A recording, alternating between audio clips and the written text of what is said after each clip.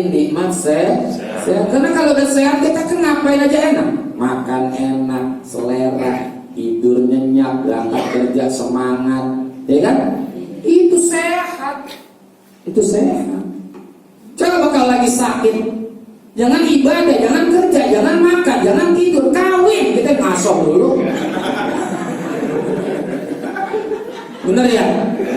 Sakitnya jangan berat-berat, stroke aja.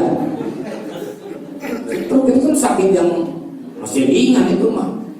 Paling lebih berat lagi 2 truk. Stroke mah baru enteng, ini 2 truk tuh berat banget. Kita bisa tidur karena kita dapat nikmat sehat. Buat apa tuh duit banyak, mobil cakep, bini masih muda, rumah gedong, stroke. Rumah gedong, mobil cakep, istri cantik, masih muda, stroke kita. Orang stroke kan duduk di kursi kaku aja, kakinya tangannya kaku kan gitu ya. Ngomong agak tegas, ngomong agak jelas. Lagi ngobrol sama bininya, mama nih.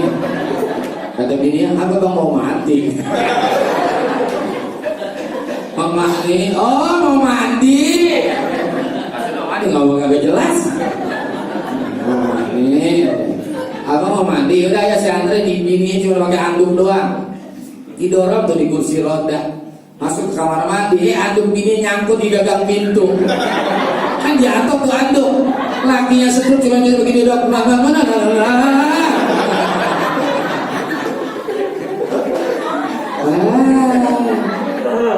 Sehat enak sehat. Bisa tidur enak, betul nggak? Ada orang yang rumahnya gedong, kamarnya sejuk, tempat tidurnya empuk, tapi nggak bisa tidur. Gelisah mereka karena rohaninya juga sakit, gelisah. Padahal rumahnya cakep, ruangannya ber-AC, kamarnya enak, sejuk, kasurnya empuk, tapi nggak bisa tidur. Kita alhamdulillah nih, senderan di tembok musola, tidur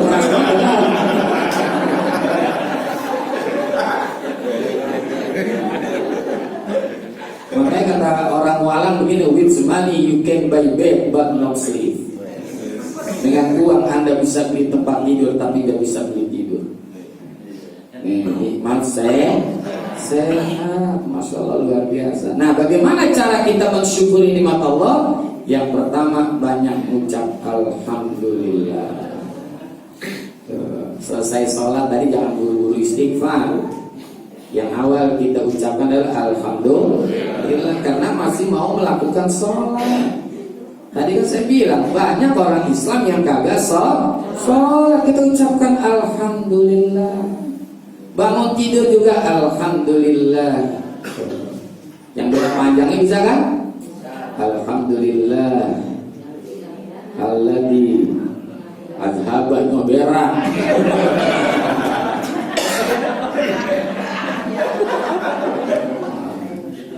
Tuh ucapkan alhamdulillah bangun tidur. Karena di saat kita bangun tidur, kita lihat istri masih ada, anak masih ada, suami masih ada, harta, benda, motor, mobil masih ada.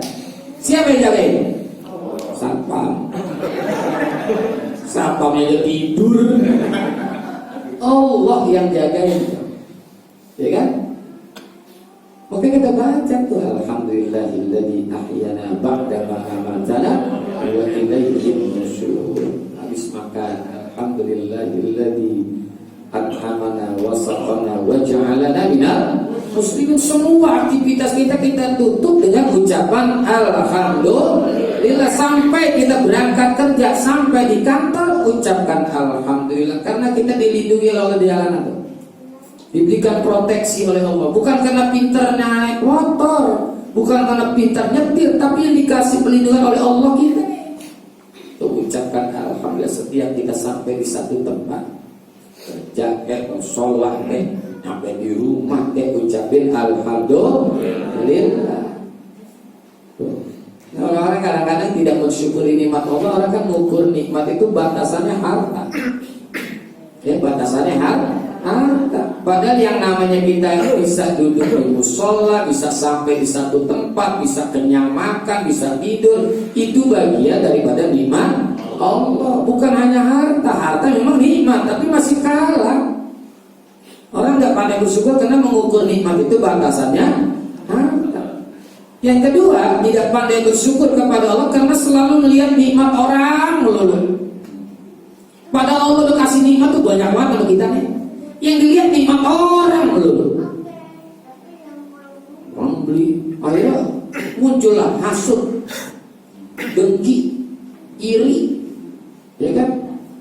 Orang punya gelang diomongin, orang punya kalung diomongin, orang punya motor bagus diomongin. Ya kan begitu kan gitu. Padahal nikmat yang ada pada dirinya masih banyak. Yang diomongin benda orang mulu. Orang beli kalung diomongin, orang beli gelang diomongin, orang beli motor diomongin. Ujung-ujungnya stres orang, ya kan? Stres. Akhirnya orang beli gelang, orang beli kalung, beli motor, ini beli bodrek.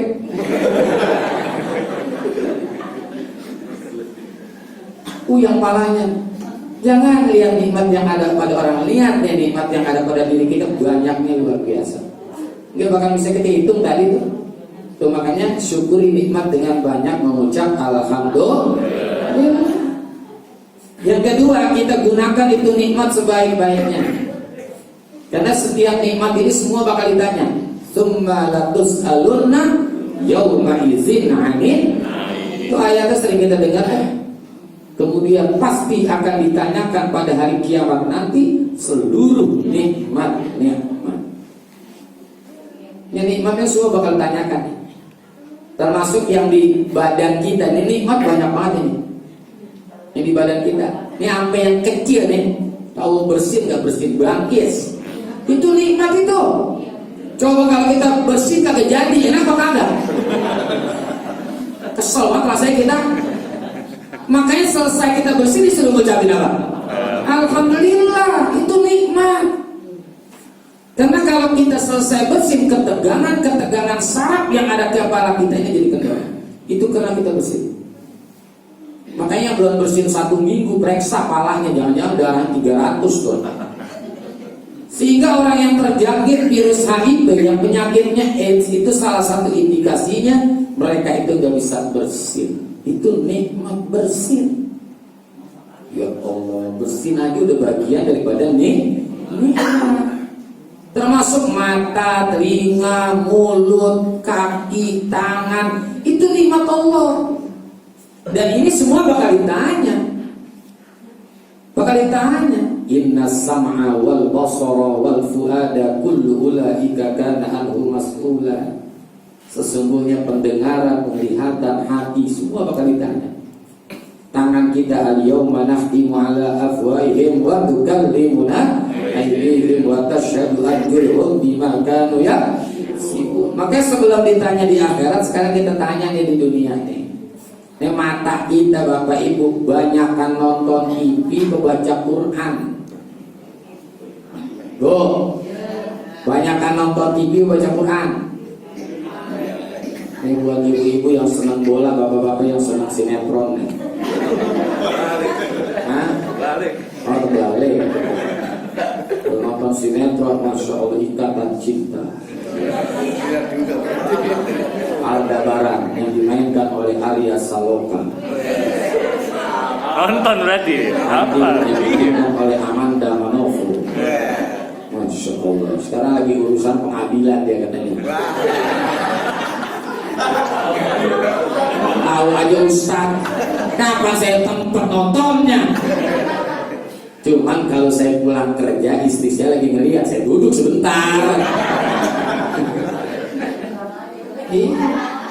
Bahkan orang RCTI kemarin WA ke saya, minta wawancara tentang sinetron Ikatan Cinta. Lah, gue belum pernah nonton.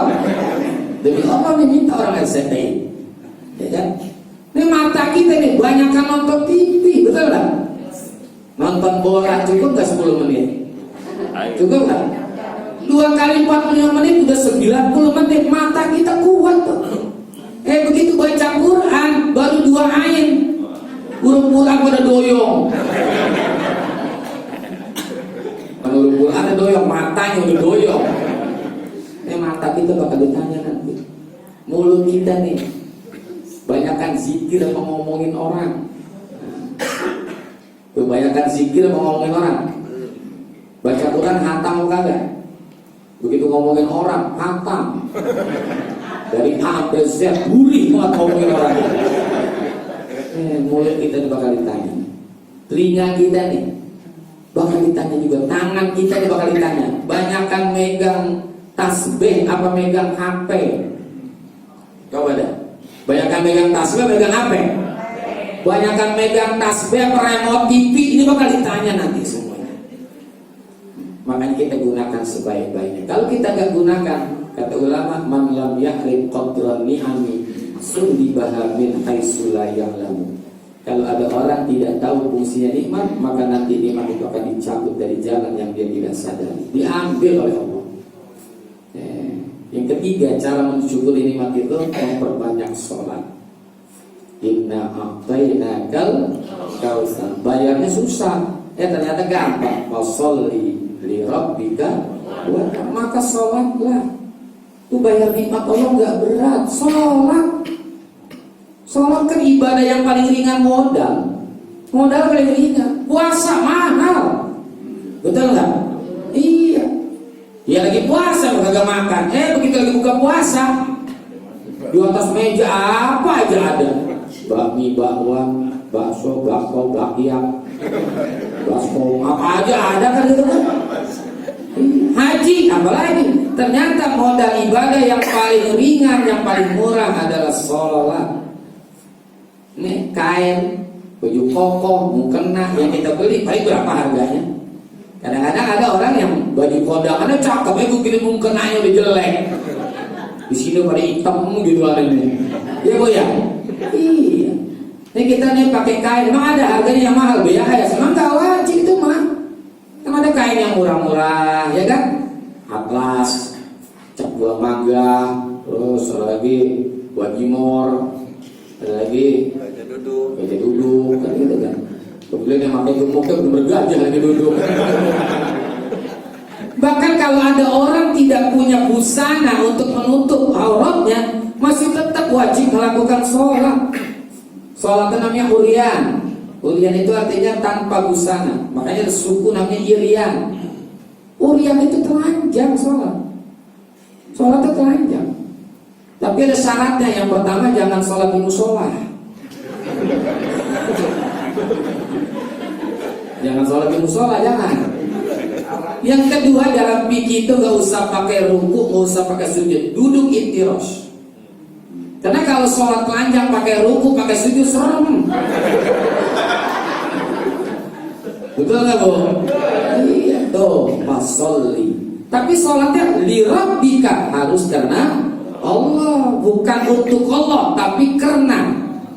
Inna sholati wa nusuki wa mahyaya wa mamati lillahi rabbil. Tuh bukan untuk tapi karena. Ini bahasan panjang, nanti kapan-kapan deh. Wanhar, dan berkorban. Berkorban apa? Waktu untuk jalan Allah.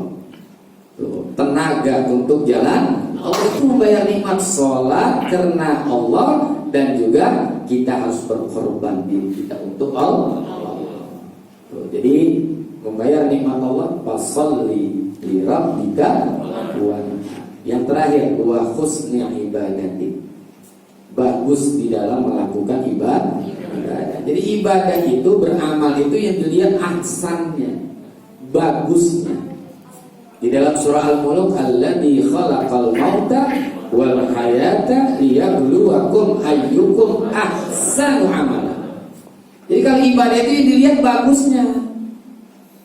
Khairun nas man tala umruhu wa hasuna amaluhu. Sebaik-baik manusia yang Allah kasih panjang umur dan bagus amalnya. Jadi kalau amal itu yang dilihat bukan banyaknya, tapi harus bagusnya. Kalau zikir tadi banyaknya, bukan dilihat bagusnya. Jadi beda. Kalau zikir dilihat banyaknya. Kalau amal bukan sekedar banyaknya, tapi yang lebih penting adalah bagusnya. Udah banyak, bagus, itu lebih bagus lagi. Yang kedua, di dalam kita melakukan amal itu yang dilihat bukan kebiasaan tapi rutinnya. Bukan banyaknya tapi rutin. Khairul a'mali adwamuha wa in qalla. Sebaik-baik amal yang penting mudawamah, continue, terus menerus, wa in qalla, meskipun frekuensinya sedikit. Ini baca Quran ba'da maghrib 1 ayat. Itu tiap hari dikerjain 1 ayat, 1 ayat. Itu masih lebih bagus daripada 1 juz besok besok ribut. Sodako juga begitu, setiap hari 5.000, 5.000, 5.000. Itu masih lebih bagus daripada 1 juta besok Jadi amal itu lihatlah dawamnya, terus menerusnya, continue. Nah, supaya bagus amal kita harus ada apa? Niat lillahi ta'ala. Wa ma umiru illa liya'budullaha mukhlishina lahu. Jadi harus ada ikhlas. Jadi dalam ibadah itu mesti ditanamkan ikhlas. Kalau di dalam berbuat dosa nggak pakai ikhlas. Kalau ibadah harus ikhlas. Kalau dosa nggak perlu ikhlas. Mana orang ngomong gue sebenarnya korupsi kagak ikhlas banget, bodo amat. Lo mau ikhlas mau kagak dosa pokoknya. Kalau ibadah harus ikhlas. Kita tanamkan ikhlas karena Allah. Bukan karena apapun dan bukan juga karena siapapun, tapi kita ibadah semata-mata karena Allah. Tanamkan ikhlas. Ikhlas ini susah. Kita tampilkan salah, kita umpetin juga salah. Kita tampilkan supaya disebut orang ikhlas, salah. Kita sembunyikan tuh keikhlasan supaya disebut orang ikhlas, salah juga. Udah lepas aja. Makanya orang yang ikhlas itu disebut di ulama ulama. Ketika seorang ulama ditanya, mata yakunun nasu mukhlisah, kapan seseorang itu disebut orang yang ikhlas? Jawabannya ulama, iza kana khuluquhu ka khuluqir rati ma yubali ma yuhammiluhu ayyazummu. Orang yang ikhlas itu apabila perilakunya kayak bayi yang lagi netek, tidak peduli dipuji, tidak peduli juga ketika dicela. Dipuji nggak peduli, dicela juga nggak peduli. Itu kan bayi begitu kan.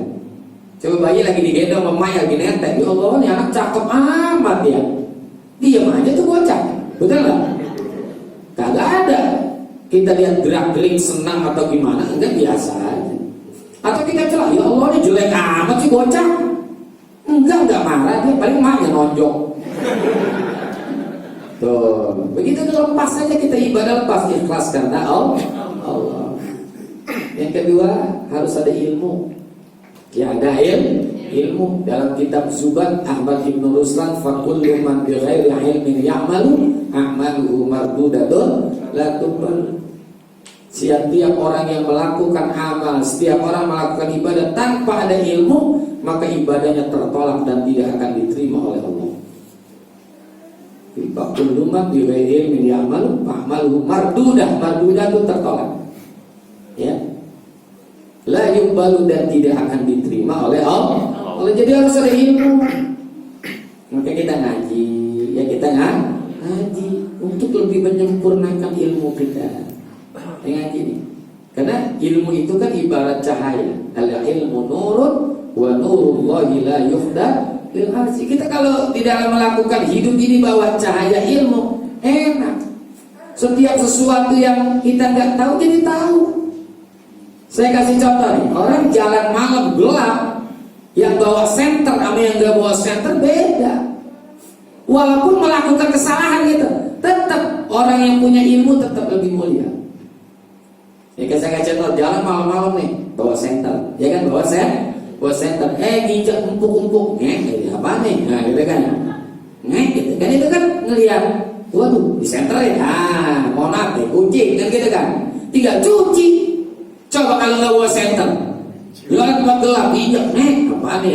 Dicolek lagi, udah colek dicium, ini memang tembok orang. Nah, udah berapa kali kesalahan tuh. Tapi kalau ada ilmu, ada dua center, nggak begitu banyak salahnya, betul nggak? Pakai ngaji, hadir ke majelis taklim. Orang ngaji hadir ke majelis taklim, ya Allah mulianya luar biasa. Kata Rasulullah, julu suka bi majlisil ilmi sa'atan khairul laka min an tarka'a al-furaqah. Dudukmu di majelis ilmu tanpa membawa kitab, tanpa membawa buku, tanpa bawa pulpen, bawa pensil, duduk aja 1 jam, itu khairun, lebih baik min antar ka'a al-furaqah, daripada engkau sholat sunnah 1000 rakaat. Ini 1 jam nih kita duduk di majelis taklim, ya, itu masih lebih baik kita sholat sunnah 1000 rakaat. Kalau kita duduk setengah jam, itu berarti lebih baik daripada sholat sunnah 500 rakaat. Ada yang kuat sholat sunnah 500 rakaat? Gak ada kuat juga. Saya kurangin lagi, sholat duduknya 15 menit ngajinya. Kalau ngaji 15 menit berarti lebih baik daripada sholat sunnah 250 rakaat. Ada yang kuat sholat sunnah 250 rakaat? Ngaji 5 menit, 5 menit aja dah. Itu masih lebih baik daripada sholat sunnah 83 rakaat. Ada yang kuat 83 rakaat? Ada yang kuat kan? Ya sholat tarawih yang lihat jadwal imam. Bulan Ramadan ya 20 rakaat pakai lihat jadwal imam. Siapa imamnya? Pulang dia. Kenapa bang pulang? Bayang apa? Jalur lambat.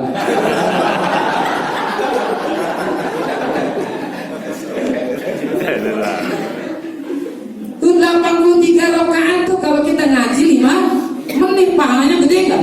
Gede. Makanya kalau ada orang lagi ngaji baru 5 menit udah nunduk itu ngantuk. Jangan heran, keberatan pahala tuh. Tuh ngaji hadir ke majelis, ini kayak gini nih, ya. Kemarin kan PPKM lagi ditutup ya, sekarang udah buka ya. PPKM sekarang udah ambil dari ibu. Saya juga PPKM juga sebetulnya, ya. Pengen poligami kurang modal.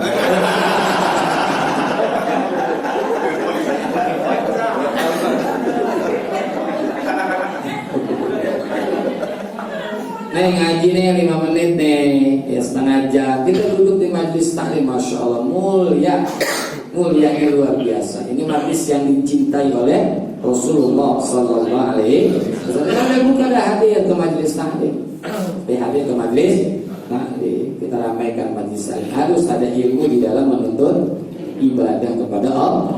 Karena kalau kita lagi ibadah dalam keadaan menuntut ilmu, kalaupun salah masih dibenerin. Kalaupun salah masih dibenerin. Saya ibaratkan ada orang lagi belajar setir mobil, kan itu kan ada tuh setir mobil belajar ya. Di atasnya kan ada tulisan latihan atau belajar. Menyalahi rambu-rambu